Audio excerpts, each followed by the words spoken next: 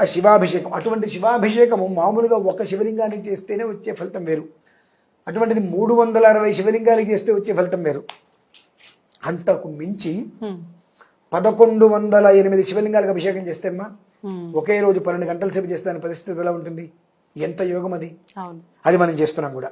ఎప్పుడండి? జూలై 13వ తారీఖు అర్ధమావాస్య, అర్ధమాస శివరాత్రి. అంటే ఏమిటి అంటే అర్ధహోరాత్రము అంటారు దాన్ని. చతుర్దశి ఇందు అమావాస్య రెండూ కలిపి వచ్చినాయి. శివరాత్రి నుంచి 6వ మాసం, ఆరుద్ర నక్షత్రం సోమవారం కలిసి వచ్చేటువంటి చక్కటి పర్వదినం. ఇటు సాయంత్రం సమయానికి అమావాస్య, సాయంత్రం వరకు చతుర్దశి, సంధికాలం, ప్రదోషకాలం, అర్ధాహోరాత్రం, 12 గంటల పాటు ఏకధాటిగా ఈశ్వరుడికి రుద్రాభిషేకం. 1108 శివలింగాలకి ప్రత్యేకంగా 12 గంటల సేపు అభిషేకం కూడా నిర్వహిస్తున్నామమ్మా.